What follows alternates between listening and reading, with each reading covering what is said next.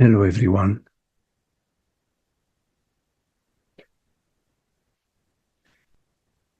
Lovely to see you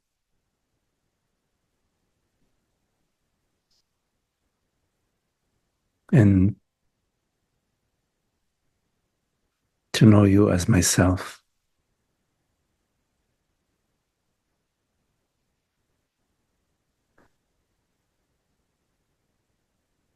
Beautiful beings.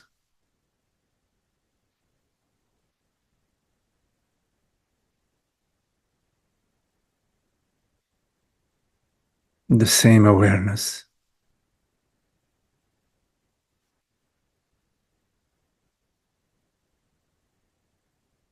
the same ocean.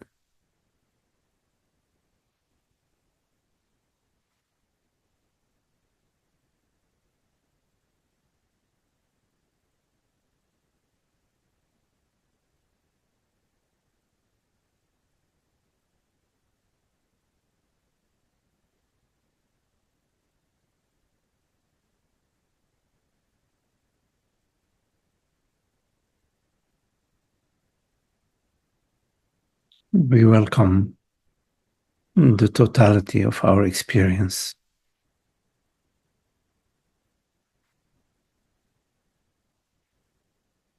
without any separation, without any judgment.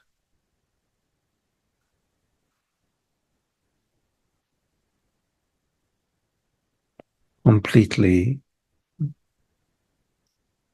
surrendered or complete availability,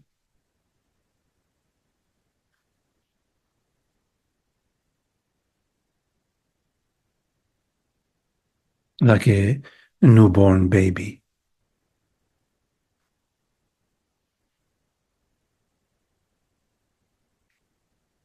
This fresh moment.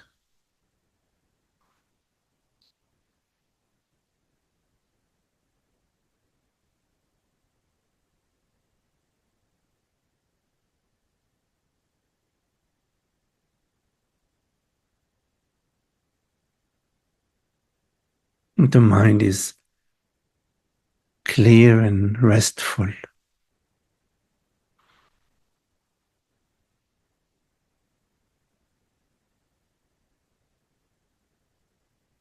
because we know ourselves as this transparent presence.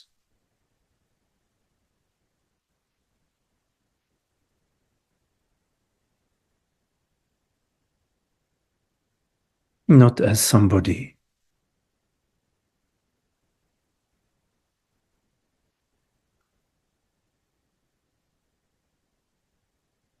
no past, nothing to defend,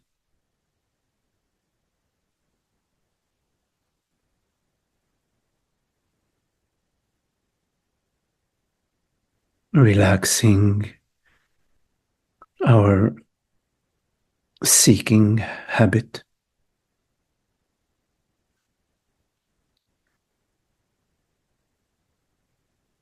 without any worry, without any personal concern.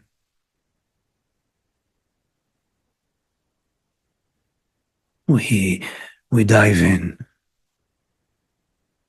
we let go.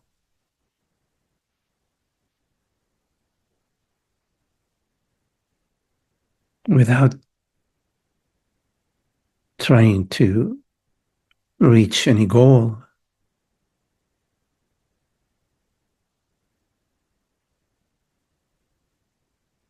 This moment of complete peace.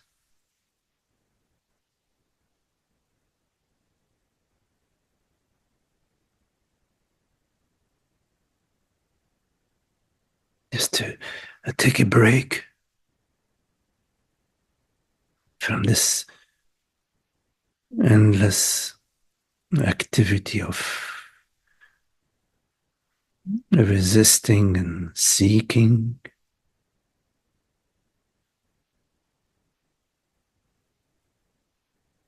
arguing and judging,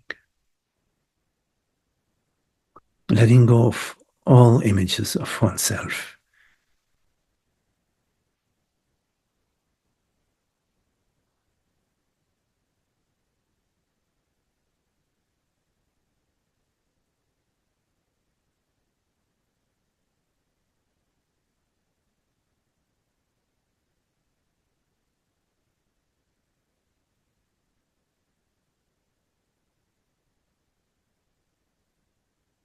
We say yes to that.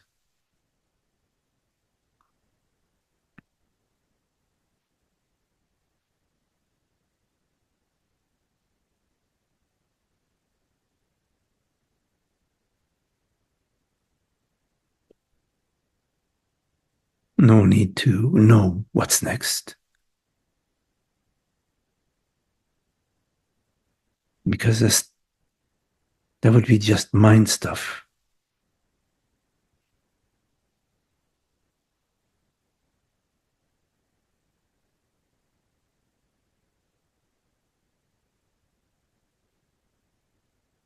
Maybe this moment is sufficient.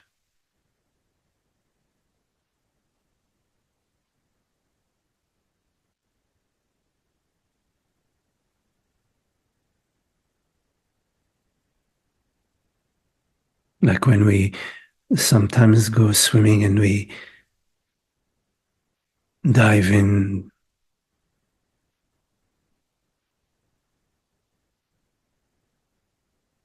completely submerged in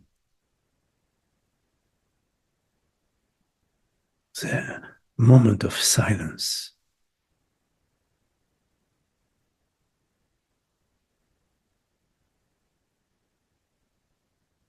moment of peace.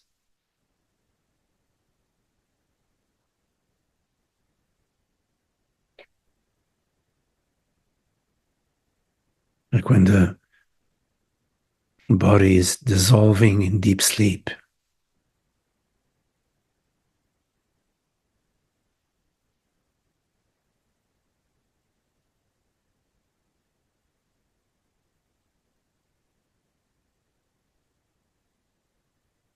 And yet, in this moment, you're aware.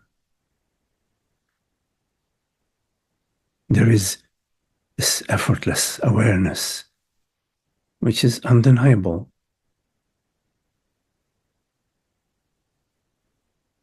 It's nothing you're trying to do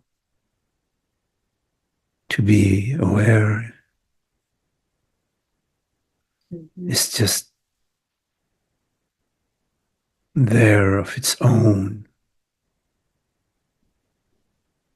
formless.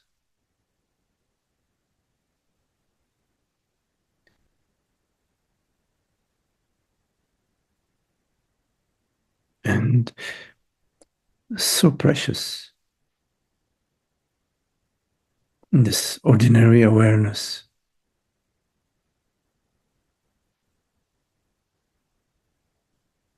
which we sometimes refer to as the ground of being,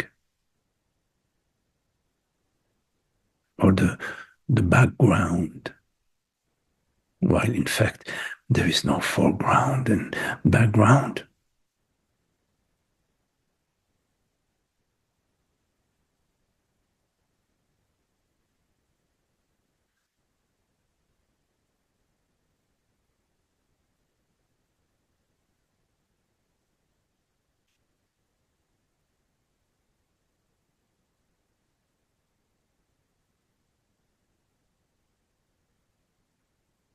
It is possible to be complete presence, which is a sort of personal absence.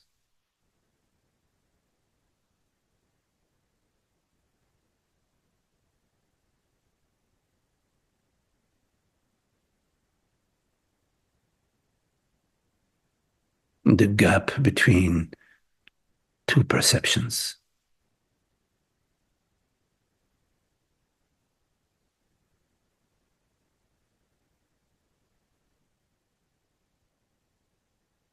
the gap which permeates all perceptions.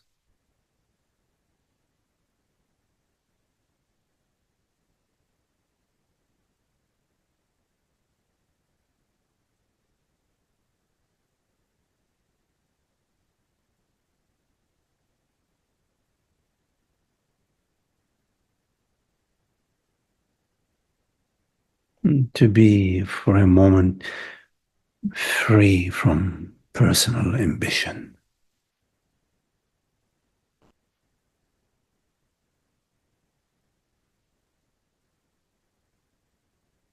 and personal concerns,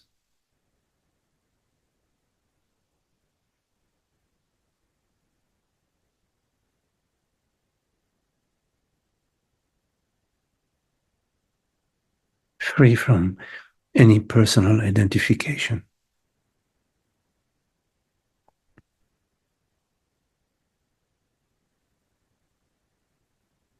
because there is no need for identification.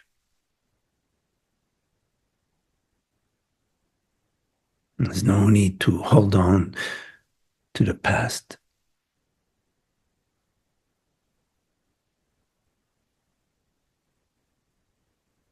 to identify yourself with any form. So all forms are limited, bound by time and space.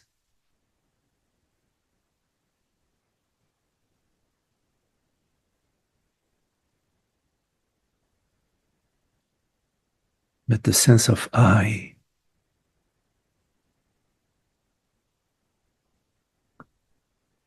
without any identification, just the sense of being, awareness.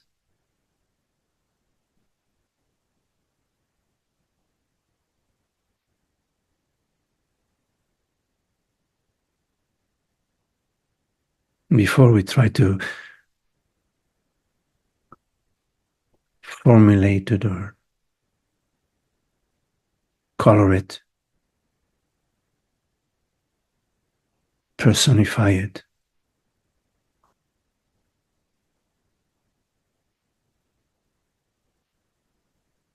weave a narrative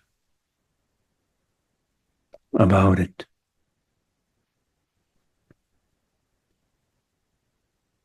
There is a purity,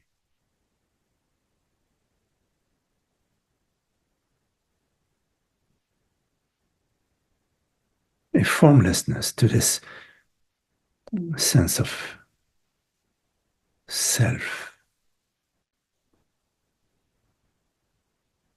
Before this sense of self becomes tainted by history and by memory.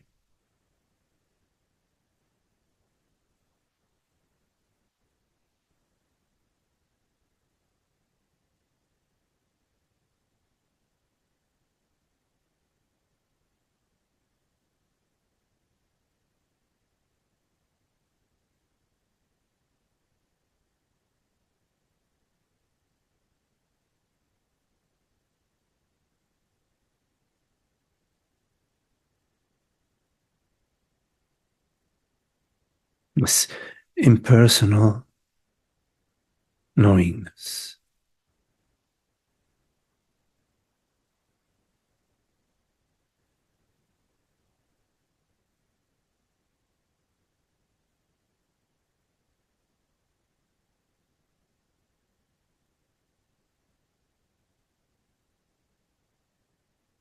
which we all know experientially before our personal narratives.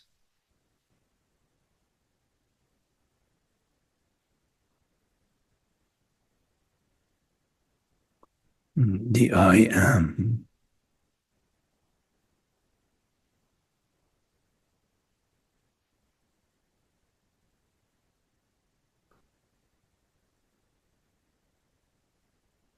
which is this ordinary awareness.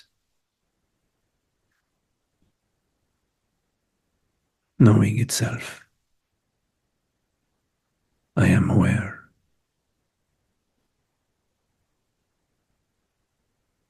I know I am aware.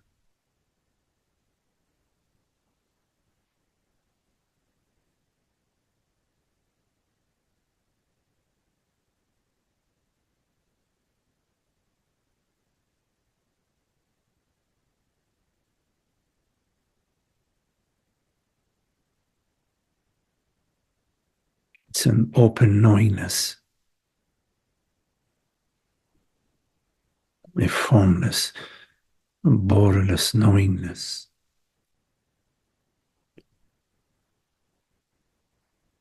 that has no personal entity in it, no objects,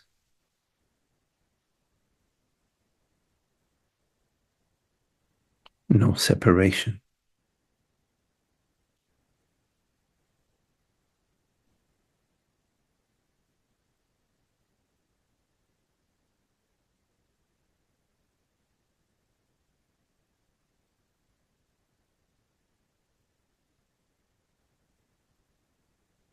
There is no need to narrow this sense of I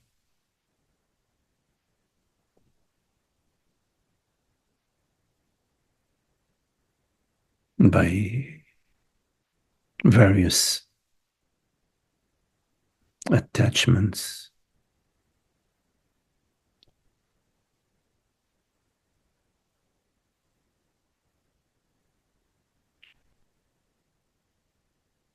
unnecessary identifications.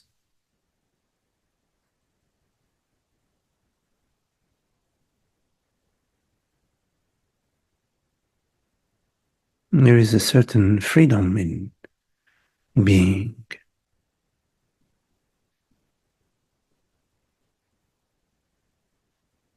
which is immediately restricted and veiled when being becomes being somebody.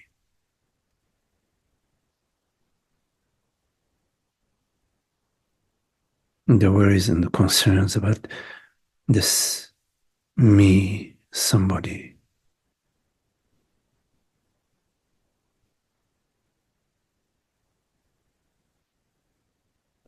it's an unhappy narrative.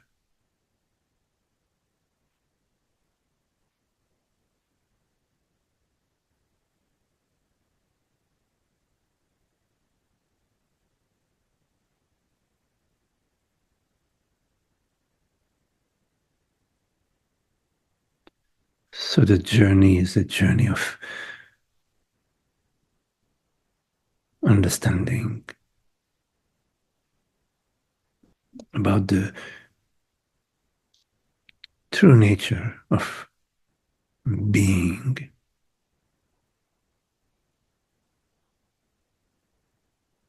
your true experience, your true self,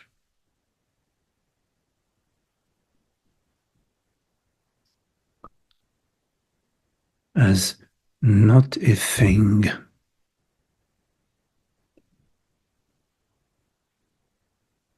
not anything perceived,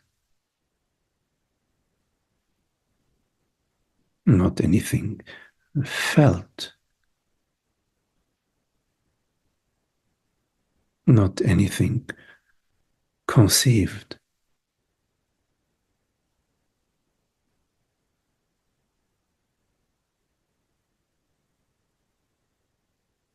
but this formless, invisible to the senses, aware presence.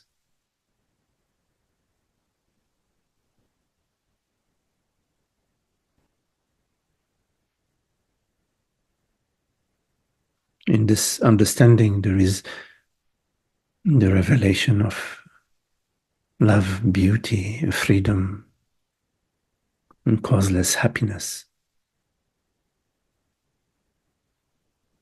The ordinary mind is revealed to be God's mind.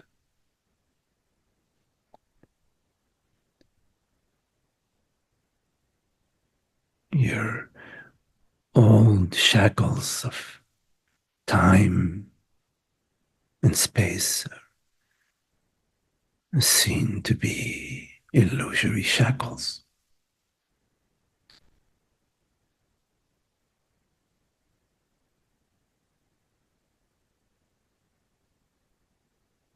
The impression of mortality and materiality is released from the body mind.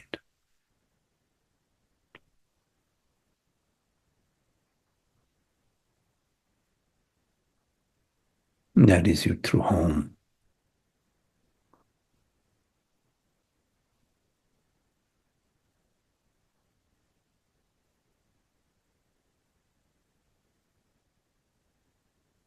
The ground of being, your true self, that which truly is and knows it is.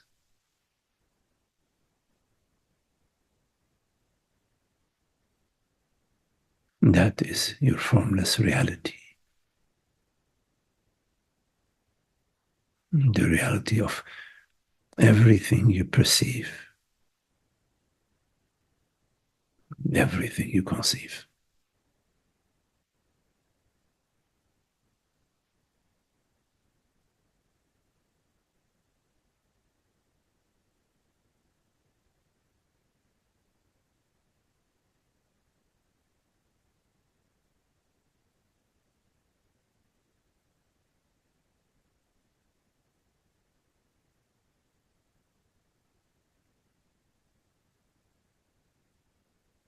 You can let go of the tight shoes of identification.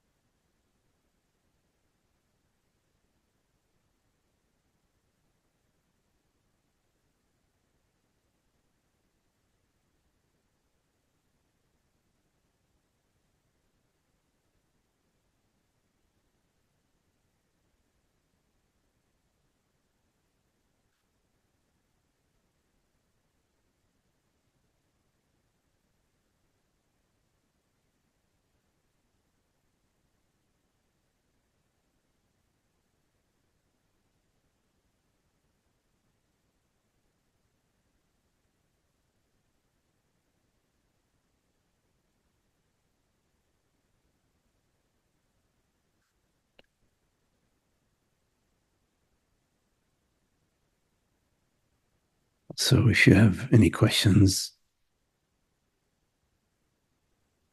make sure you unmute yourself.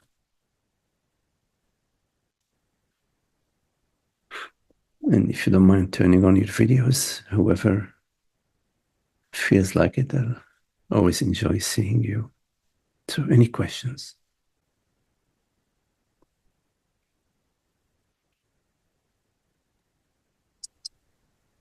Hello, Holger. Magdi, thank you so much. My heart feels warm, and I have the feeling I replace the tight shoes of identity with the slippers of identity. All right, all right. Those old slippers, yes. I have a couple of old ones myself. It's so precious, and on one level, every word I say is, yeah, just a celebration. Not to, I cannot explain anything on one level. And this difference between this I and me, this transparency. It's just interesting how, and then I hear again my this voice, and automatically, anyway, blah blah blah. I'm just happy to be here, and it's wonderful.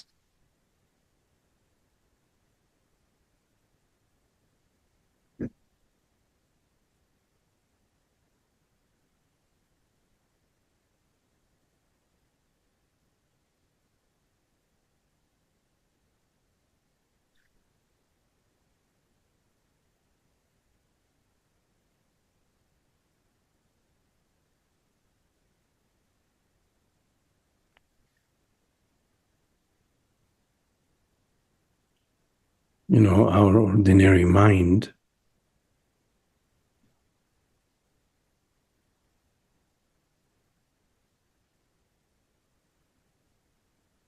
is peace itself.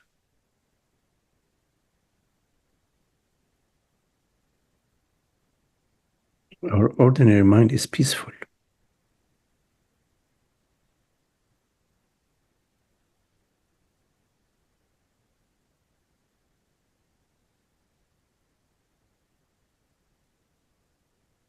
It's an old habit this tendency to complicate things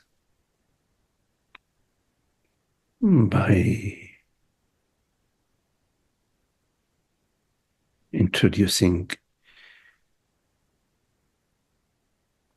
some limited identity, by personifying in a limited fashion your experience.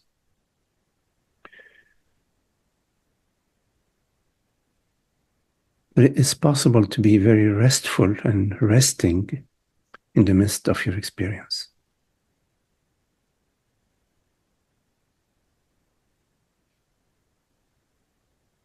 There is a gentle way of being, which is not holding on to anything.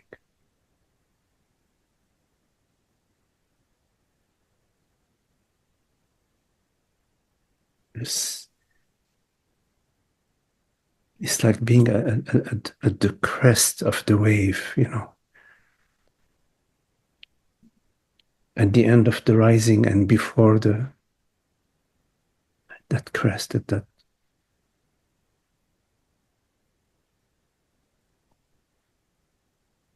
this timeless presence.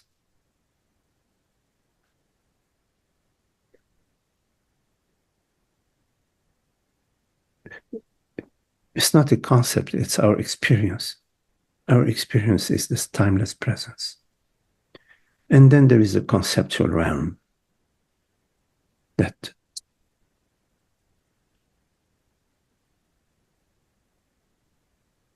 tries to make a narrative out of that which is not in time.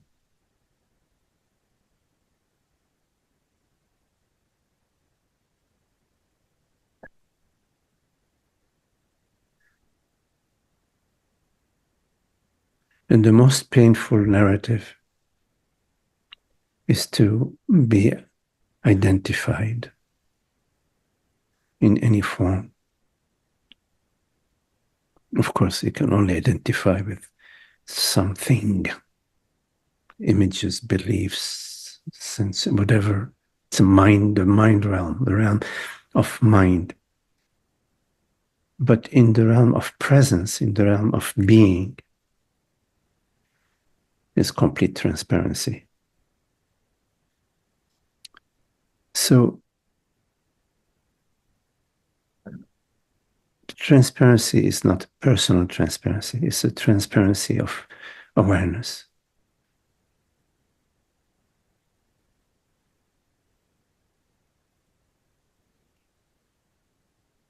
To be available to it, to trust it,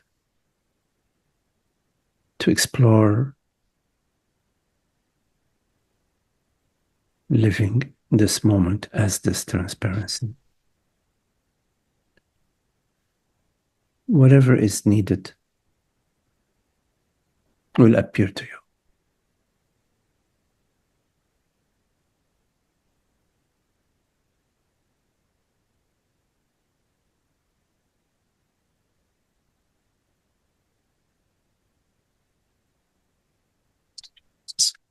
One thing I wanted to share is just enormously beautiful it is to have friends who speak this language of non-duality, who are truth lovers, and to once in a while maybe have a phone call with them or a Zoom meeting during the day. Friendship is so, I feel it so nurturing, so inspiring, so uplifting.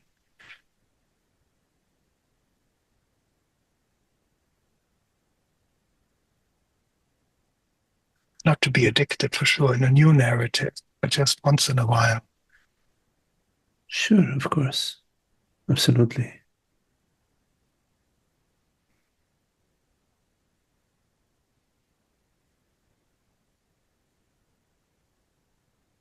Whenever we are acting from this place of spontaneity or innocence or love or friendship, it's beautiful.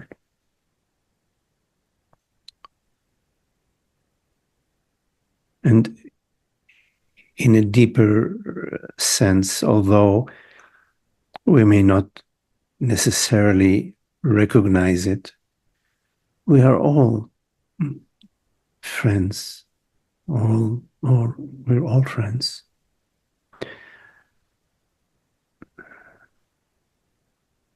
We're the same essence.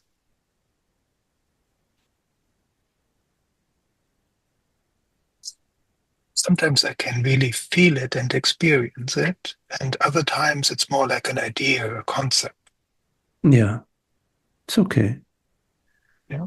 What matters is that there are moments you experience it, and when you experience it, you know it. You know it directly. It's okay. Those other times where it's a concept. Don't worry about it.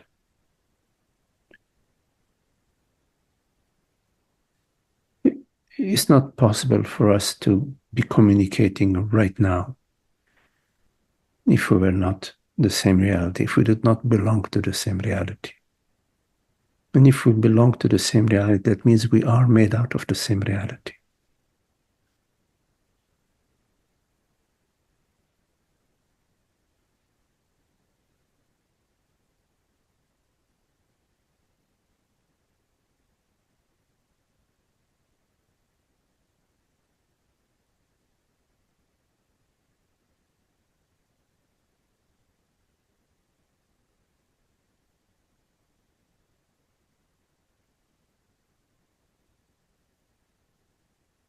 You are the source. You, I, is that. And that's very close to you.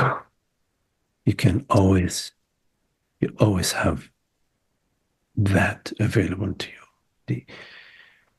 The I, not the I which is perceived or conceived, but the I, which is and knows it is, one could say the perceiver in chief.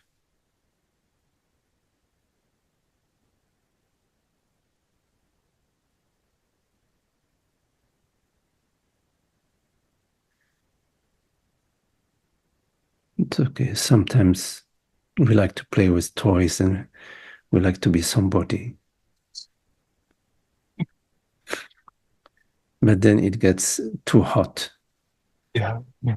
And we say, okay, that's good enough.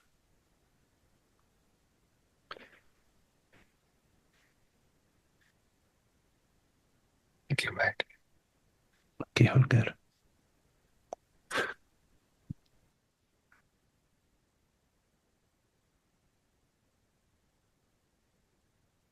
Hello, Esther. I don't hear you, Esther.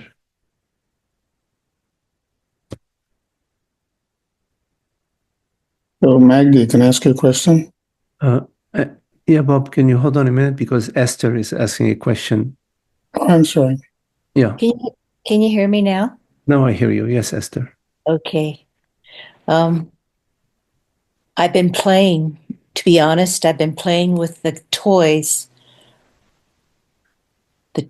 of the game of good, bad, and being caught up in the United States in the American election. And my mind over the last little while has been so caught up in the good, bad game. And the outcome has been such a profound realization how what I was doing there. And like Holger said, it's so wonderful to have at times of great confrontation like that, like it was for me, to have the wisdom available and friends who understand the whole picture. And so I really appreciate this opportunity to have friends that do see the whole picture. And at the same time, like you said, Magdi, we're all friends. And I think that was the biggest realization I came to. We don't need to judge ignorance. It's the biggest mistake I think I make is to judge ignorance. And I've found great peace in the surrender process with this whole outcome. And it's kind of curious because the day of the election, I broke my ankle. And so it kind of like tied me down and it was like staring me in the face. I couldn't avoid it, the whole thing. And so it's all been a blessing. Mm. It's all been a process of surrender and acceptance and not judging. So I just wanted to share that.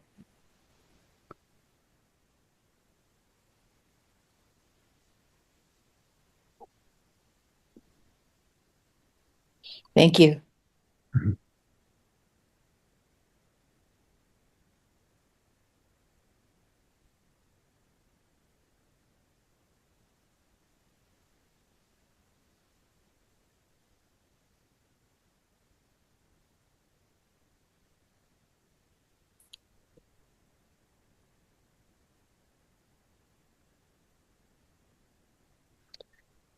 You know, as much as we like to watch beautiful sunsets and sunrises, sometimes we enjoy watching a storm from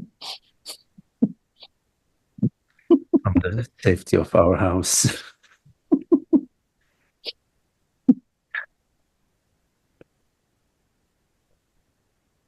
Nice to see you, Esther.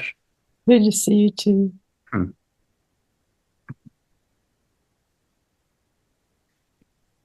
Not how to shut off my mute. Can you hear me still? Yes. Oh, there it is. I see it. Okay. Out you go. Hey, Bob. Good to see you. Good to see you too, Bob. So, can I ask you a question about meditation? Sure. Yeah. Um, so, they tell you when you're meditating and different thoughts pop up, right? That you're supposed to, I don't know, just like let go of them or something. But I started wondering about that, advice, because it seems to me like, just letting go of them is not really doing them due justice. In other words, you're not really taking seriously the fact that there was something that caused the thought to pop up. You're not engaging the thought. You're not dealing with it. You're not respecting the thought. You're not trying to understand why that thought would have arisen.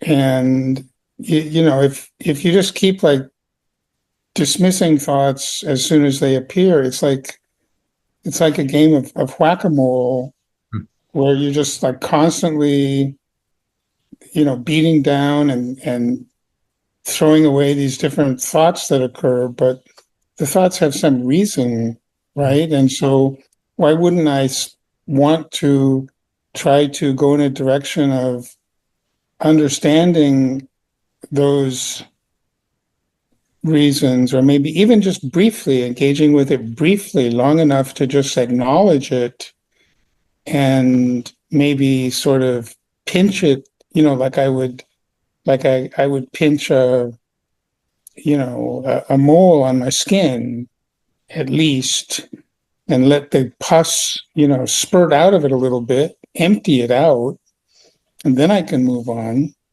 So can you explain to me, like in your view of meditation, is there any more detail you can provide about what it means and how one goes about dealing with these kinds of random, I guess you could call them intrusive? I don't know what they're intruding on. I mean, what are they intruding on? They are themselves. Why would we call them intrusive thoughts? Yes. So can you help me shed a little bit of light on that issue, please? Sure. First of all, Bob, I think it's important for me to share with you that I never encourage people to sort of do the sort of meditation where ignore your thoughts or try to get rid of your thoughts, or that's not anything that I share in my sharings here. A few things, okay. First, trying to get rid of a thought is in itself a thought, right? Yeah, yes. So good luck chasing a thought with another thought. Okay, just to start Right. with. Just to start with. Right. Secondly, when you are doing a meditation and you're trying to ignore a thought or trying to get rid of a thought, you are reinforcing the belief that there is a personal doer who can get rid of a thought or ignore a thought, while in fact you're just engaging in another thought. You are indirectly reinforcing the belief in a personal doer. Now, in my experience, and I you can double check if that's your experience too, thoughts just appear. They appear within awareness. I sort of perceive a thought, and often by the time I perceive the thought, it's gone, it's being replaced by another thought. And so on. Some thoughts maybe persist longer because I'm playing with them, but that's my experience. And what is the problem with that? Like you said, what do they intrude upon? In my experience, there is no intrusion. Why? Because I have no agenda. It's not like I have this great belief that, to be without thoughts, that's the goal. Then I have an agenda. And any thought that appears, here I am with my shotgun, hunting thoughts. It's too much effort. It's like thoughts and perceptions is a natural thing. Is no issue with thoughts. So in my sharing, I never encourage people to get into some sort of antagonistic or managerial approach with thoughts. Not at all. What I encourage is to notice that as a thought appears, there is something else as well in your experience, which is there is awareness of the thought. The thought is an object. It appears for whatever reasons. And, sometimes you feel something or you hear something or your brain fires in a certain way and there is thoughts, images, memory, or a thought appears to you about something you'd like to do, some creative thoughts. There are all sorts of practical thoughts. Oh my God, I forgot, did I shut off the stove? I was cooking pasta. Did I shut off the stove before coming to this meeting? This is a thought that, so there are various reasons for thoughts to appear. There is no issue with them. Now, so I encourage people to sort of notice that there is awareness, because habitually we are focused on the form. We're focused. The senses are very powerful in our experience, and they veil awareness and consciousness. What is the issue with awareness being veiled? The issue is that the mind is always active in the realm of the senses, and this activity has its proper place and its proper position, but there is another type of activity which is exhausting. There are thoughts about me, worries about me, worries about my future, worries. These are also thoughts that appear to you. I refer to them as me thoughts, me-thoughts. So there are thoughts about practical thoughts, there are creative thoughts, there are memories that appear to you, there are contemplative thoughts, and there are me thoughts. The me thoughts, they refer, within the thought, they refer to an entity. There is an identification within the me thought. There is the belief within the me thought, a hidden belief, that I am a body mind, I am a mortal entity. And as soon as this belief is on board that I'm a mortal entity, in the background, there is a worry and concern. There is worry and concern. What the heck is going to happen to me? I'm a mortal entity. I am lacking. I am limited. I'm the body. And heck, the body is getting older. The body is getting sick.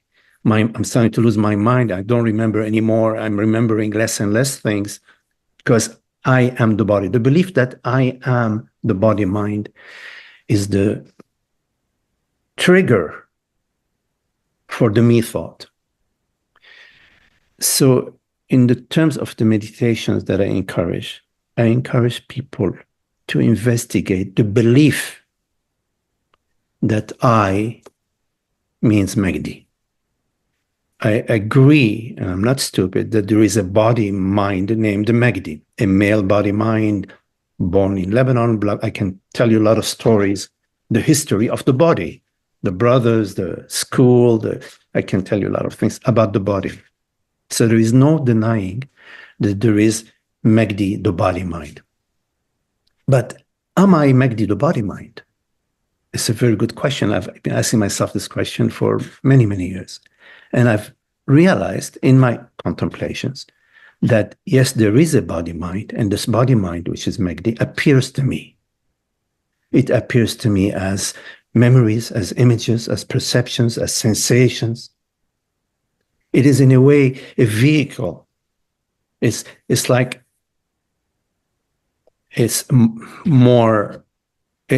owning a car. I mean, okay, it's a poor metaphor, but it's like owning a car. I am not the car. I have the car. I take care of the car. I take care of the tires. I clean it. I do the oil change on the car. In a similar way, as a metaphor, the body-mind Megdi is something that I manage. It's a vehicle for, I perceive through it. I take it for a ride. Sometimes I go for a walk on the trail. Sometimes I take my car for a ride. It's also a vehicle. So the contemplation that I recommend in terms of meditation is to inquire into the belief that I, meaning this awareness, because right now you are this effortless awareness. You're not doing anything. You're not trying to be aware. There is this effortless awareness, and it's always on board. And this effortless awareness is what I refer to as I. In other words, this effortless awareness refers to itself as I. Now, in terms, coming back to your question about thoughts, in your meditations, if you notice the me thought, not any thought, thoughts are natural, but a me thought that comes in, pay attention. Pay attention, because you will notice something about the me thought. It's going to appear. You're going to notice some things about it.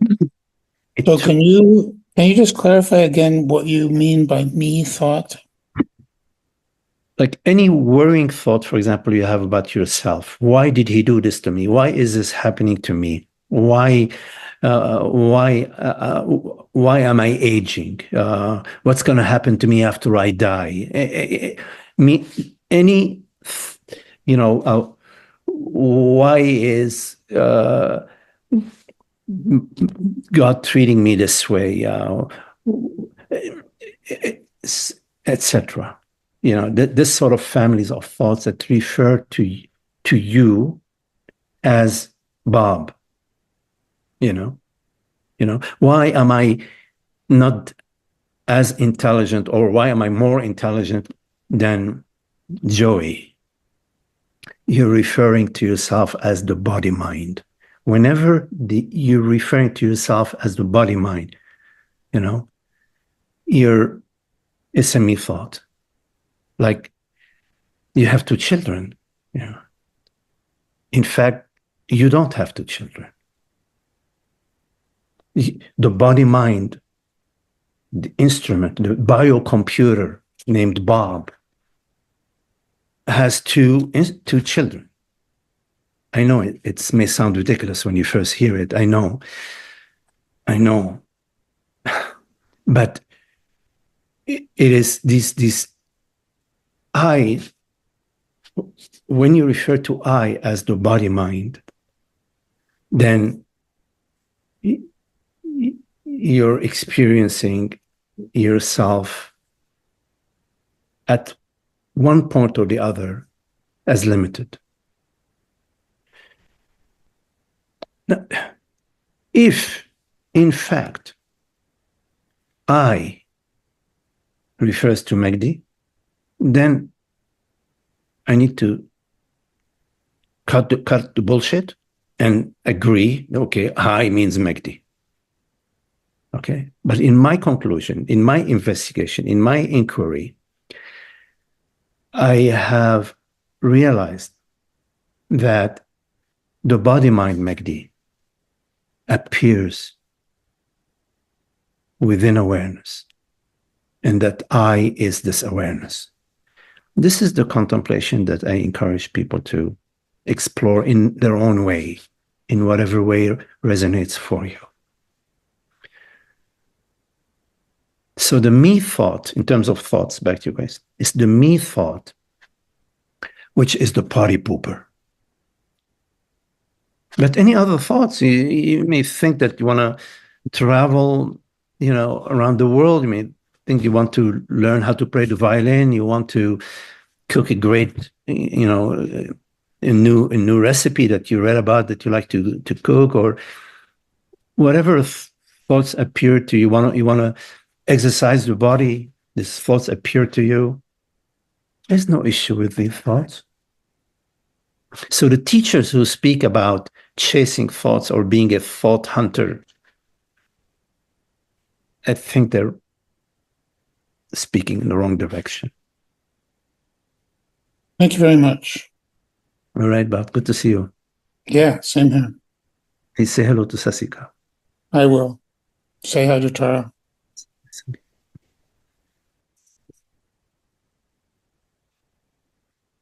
Any questions?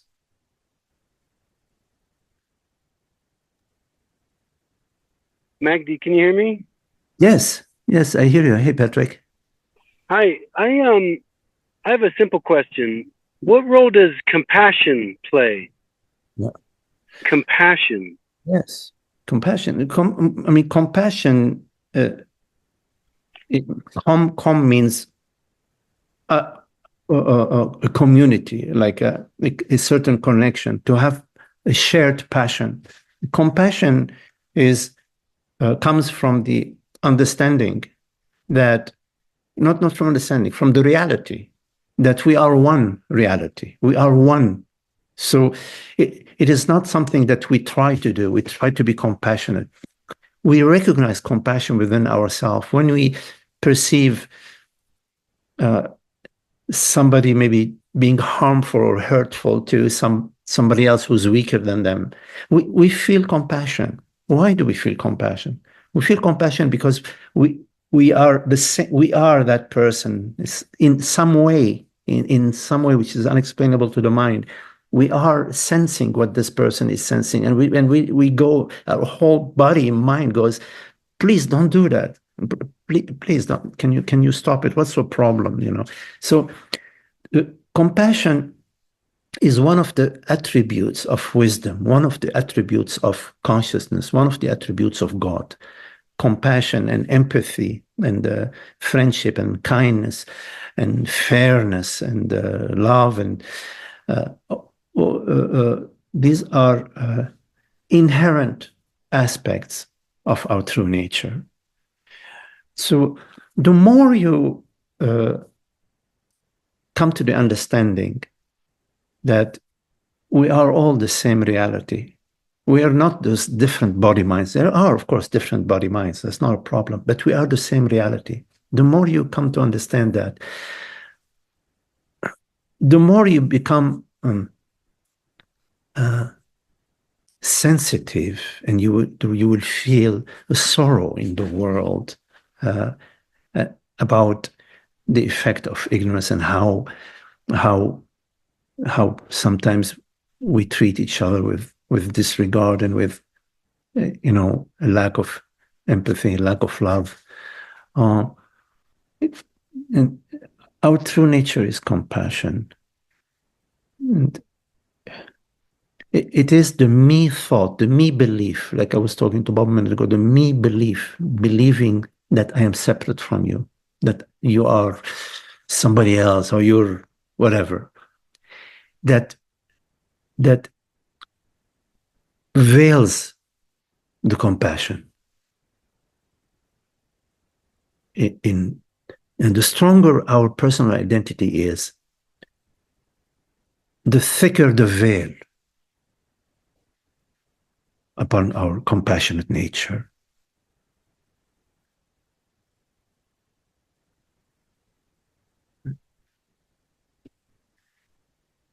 So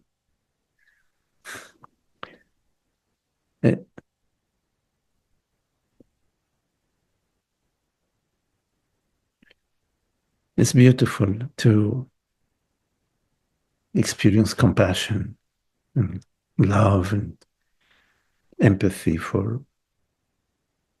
We love that. You see, in Buddhism, they speak about the practice of compassion. I don't speak too much about the practice of compassion, but indirectly I do, because it's not sufficient to understand that we are the same reality. We also have to live that way. We have to walk the walk. We have to live it. And so in a way, when you are living out of this place of understanding and love and caring, you also are naturally living in a compassionate way. But it's not so much a focus on practicing compassion. It is more the focus on living as this transparent presence, the understanding that your reality is not the body-mind. Yes, there is a body-mind, but your reality is consciousness. Your reality is awareness. And we are all that same formless awareness, you see.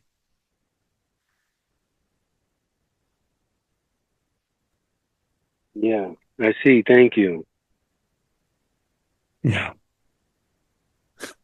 Good to see you, Patrick. Good to see you.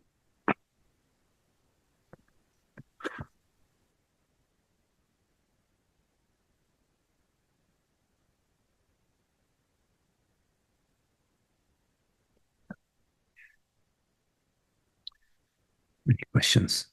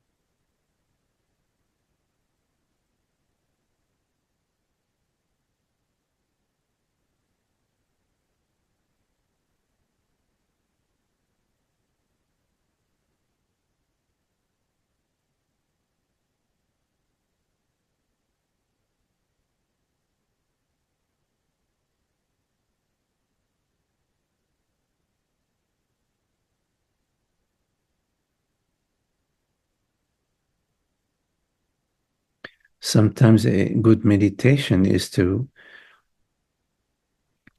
simply notice within yourself the places where you're resisting, where you're arguing.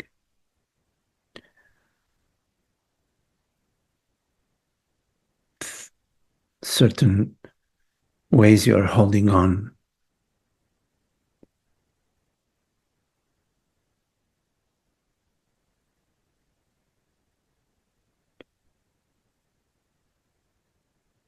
And to wonder, is it necessary? Is it possible to be with our experience in a more open way, sort of more transparent, more available, not knowing? It's not necessary to be sitting, on a chair or on a meditation mat. Sometimes it's helpful to take some time off during the day to sit quietly. But this is just a training ground. When you're sitting quietly for a meditation, it's just your training so that you can live situations that appear to you in life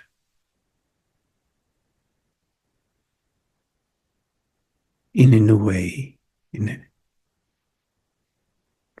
not from the old perspective of the patterns of holding on, judging, defending. Because in meditation, you may get, when you're sitting quietly, I mean, you may get a taste of this freedom from conditioning. So you know it's a good thing. So why not explore it in your life? So then you have more of an impetus to explore it in your life. But what's most important is that in your life, you have the peace. And of course, when there is a peace within, also in your actions and your behaviors, in your relationships, there will also be the peace.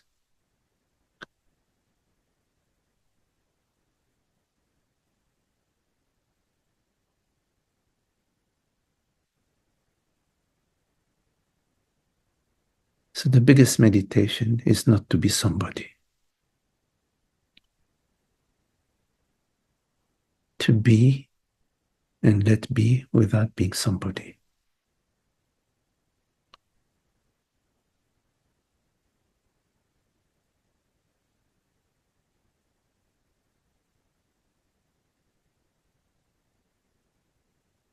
No. Hey, Holger, yes. Just wanted to share, since some weeks, I just enjoy so much in the morning. So just listen to one of your meditations. Just lie very comfortably in bed and just listen to it. And for some reason, I find this very nurturing, and I observe that, it has an effect during my day. Yes. Like a tuning in to, instead to get lost in all the thinking and ideas, I just more content. Sure. I also want to thank you for putting up that website, meditation.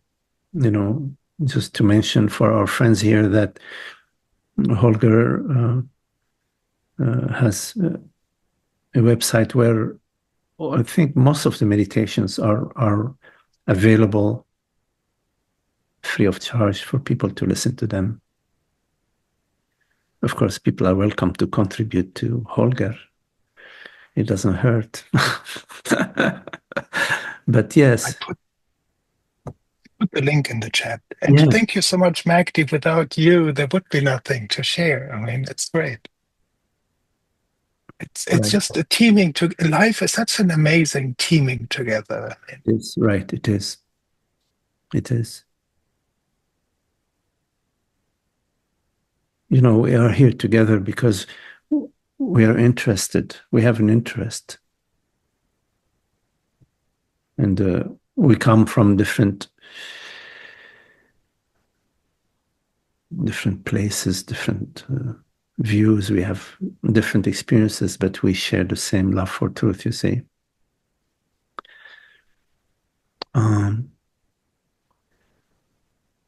So that's really what these meetings are about, These meetings are about our shared love for truth, you see.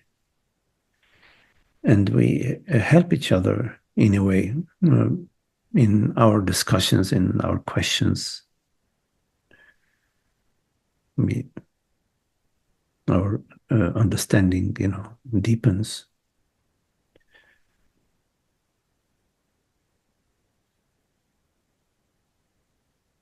And it's about happiness. Not, of course, happiness is never for oneself, right? Happiness is an open field. It's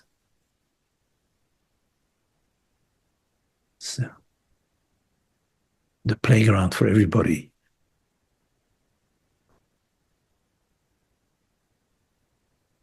Hello, Lynn. Can you hear me? Yes, yes. I was having a conversation with a friend, truth lover, and I just wanted to tell you something I noticed that was interesting that's related to being aware while in motion. And so we were speaking, and as I was talking, I noticed that, what am I trying to say? I noticed that I was in the middle of speaking, and my original intention became hijacked by an old, you were talking about noticing old patterns and feelings, me patterns. It was a flash in the middle of speaking about something that was maybe related, but this didn't have to come up. But it was like it came up and came out. And so I was able to see, and that's not me. Mm-hmm. But it was really interesting that it's moment to moment. I mean, Mm-hmm. I was not able to maintain my stand as awareness Yes. at that moment. So it was a teaching. Yeah, but just the Is that, fact. am I crazy, or you, No, does that make sense? no, the fact that you notice this me pattern, hijacking or arising, in your space, there's awareness there. Obviously, there's awareness of the of the me thought, the I thought appearing and wanting something or seeking something or trying to get somewhere.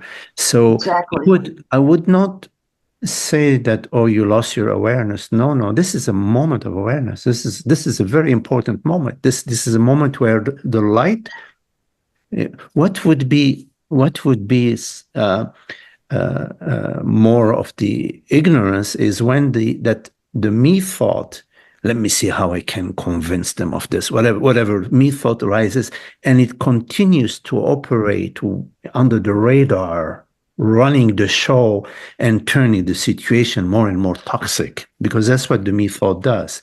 That's what it was doing. Yes. And I noticed that it was it seemed to be an immature impulse. It was like, a childish impulse. We are all a little bit immature. Don't worry about it.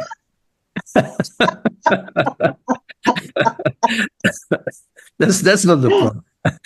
But we're interested in maturity. But I noticed it. That's all. I think that's right. It was something that's maybe it wasn't necessarily repressed. It's just a pattern that's gotten away with some shit for a long time. Yes, right. And it doesn't like that I'm growing up. Yes. I don't know where that came from, but that's what it felt like. Yes. Yes, that's yeah, those patterns. You know what I'm saying? Yeah, I got you. Because the ego, it's so at early. It's early on. It's developed early on. Absolutely. So it's like when the me thought comes to hijack the piece, that's when we have, and we notice it. That's when we have the option of saying, I'm not going to ride that pony. I'm not going to play that game. No matter what. Okay, even if there may be some negative impressions here, I'm going to be quiet and still stay with my own inner. So next time, I'm hoping, if that happens again, I'm hoping that I'll notice earlier and nothing will come out of my mouth, and I'll just stay with the feeling. That comes up. Don't worry about next time. Don't worry about next time. Okay. Sure. Yeah. For now, don't worry about next time. Don't make any resolutions about the next time. Simply remain as presence in this moment. Okay. It's always in the moment. The next time is this moment, right? This is the next time. It's not just. Yeah. Okay then. Hope to see you while I'm in Temecula. Yes, absolutely. Yes, we should be next week. I'll text you or something. Yes, absolutely. Okay.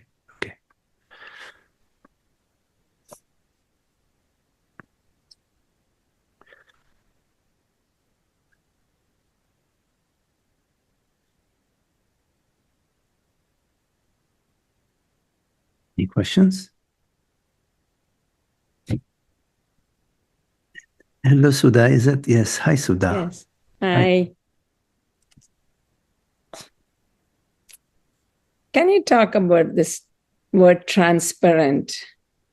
Even you also use being transparent, and then I hear it. I don't know, some of this being transparent presence. I like the effortless presence or effortless awareness. I get it because it's always there. There's nothing. But the word transparent, I'm trying to compare it with my experience, and I'm not able to get it. Right.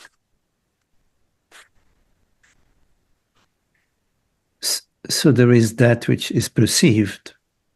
Yes. Which has various colorations, shapes, shades, namarupa.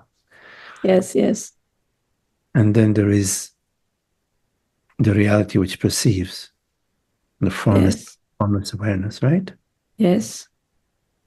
Now, this formless awareness, given that is nominal, is non-phenomenal.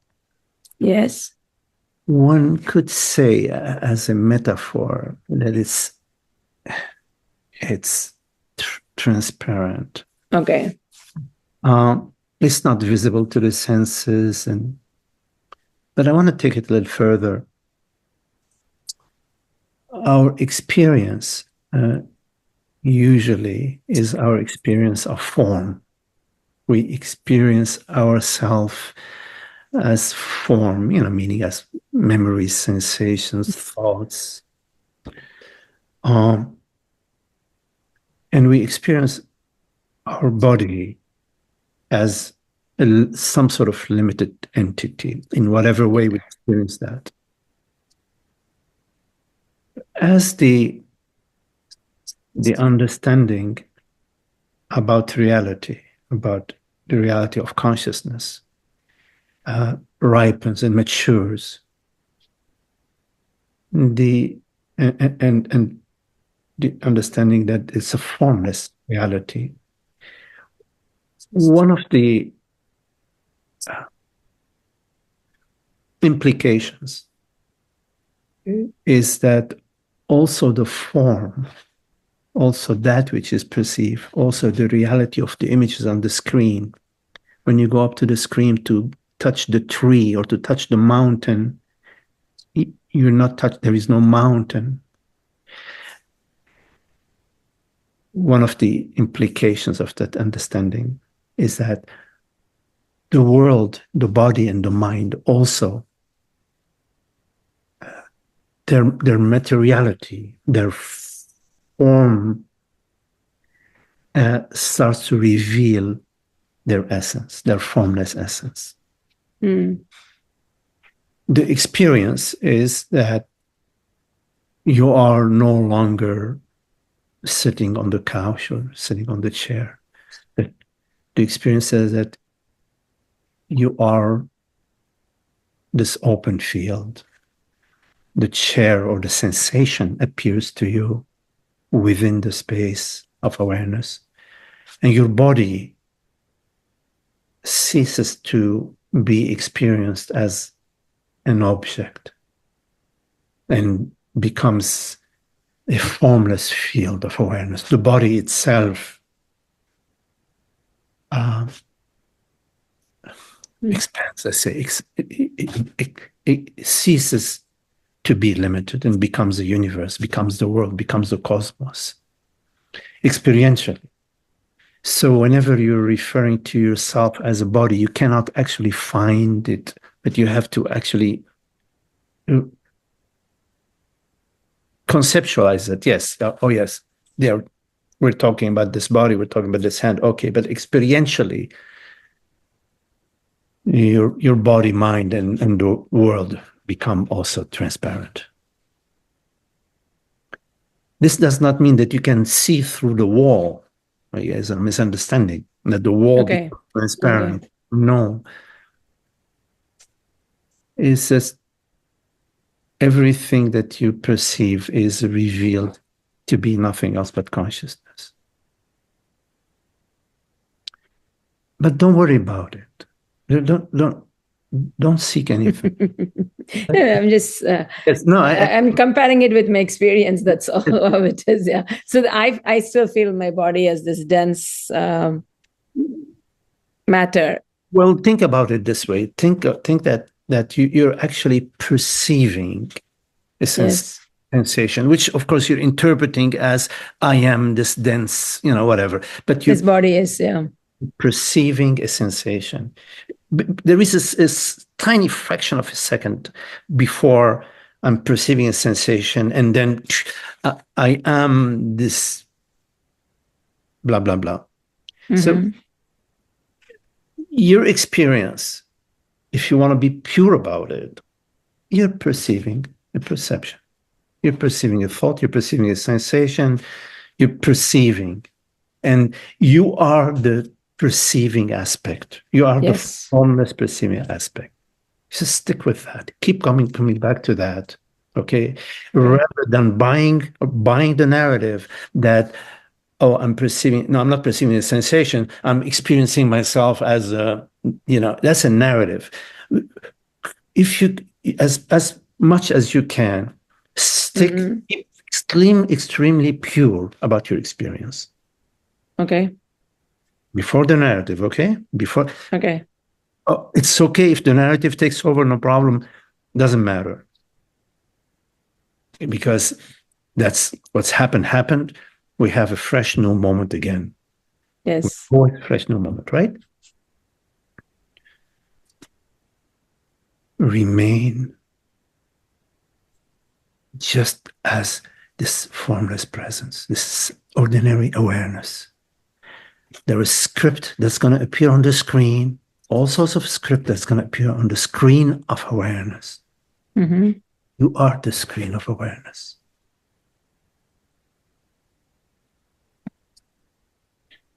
You are not the script. Okay? That's clear to me, but then when I hear transparent or something, I try to visualize and see what am I missing in not seeing this as transparent. That's the reason I asked the question. Like, to me, every experience, if I remove all the concepts, everything that before the mind comes and says, this is what you're seeing, even, it's very, very clear that it's appearing in this, just this open,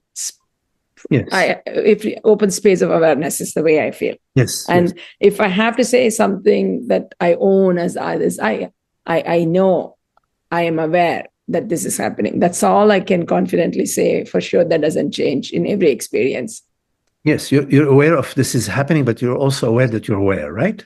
Yes. You're aware, meaning it's awareness which is aware of itself. Yes. But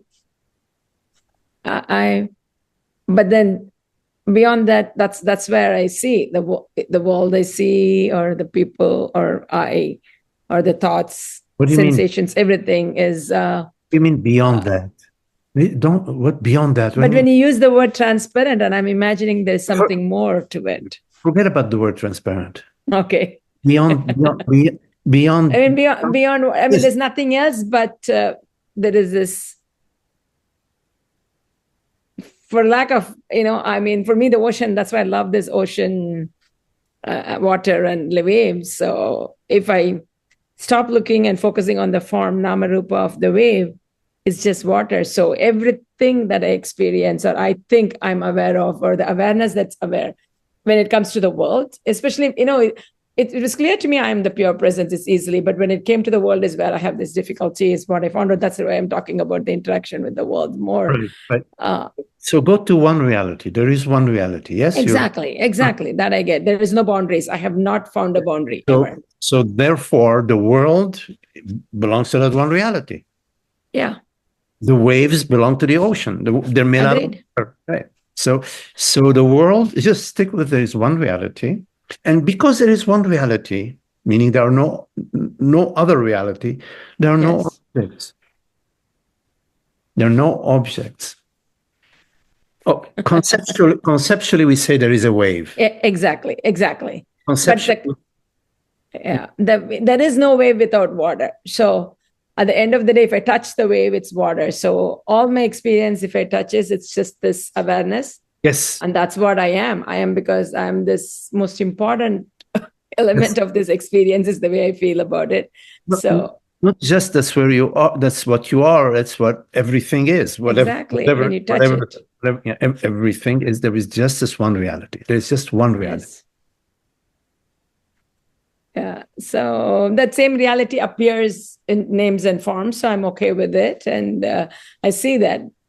Of course, we have no issues with waves and currents, right? There are waves and currents. Small waves, you know. And it's just this field of awareness is the way.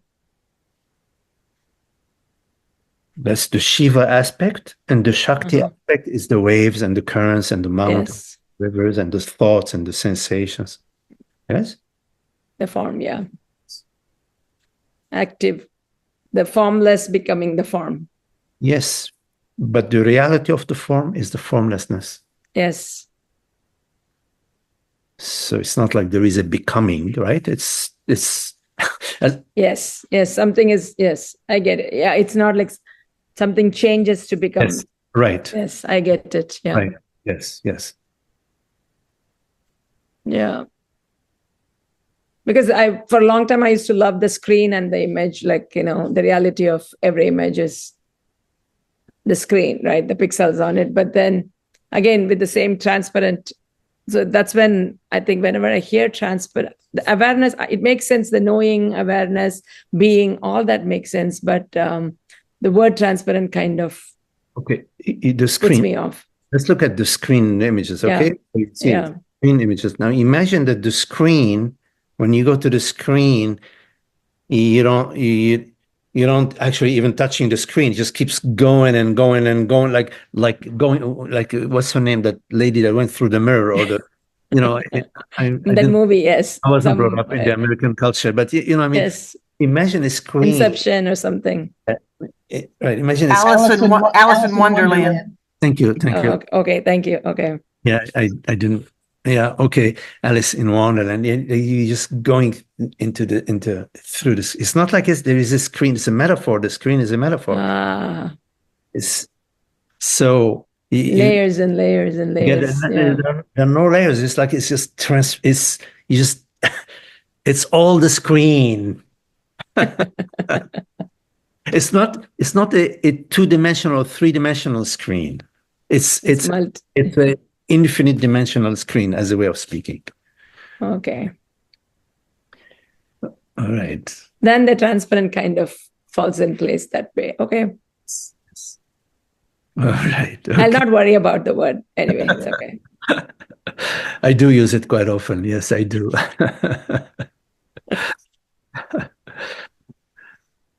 Thank you. Thank you, Magdi. Yes, you're welcome.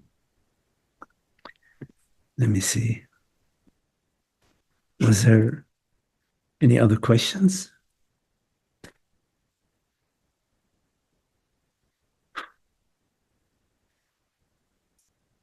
Okay.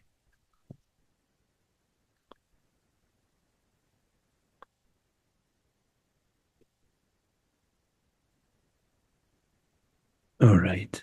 Well, thank you all. Lovely to be with you all. Thank you. Nice to see you. Okay. Okay.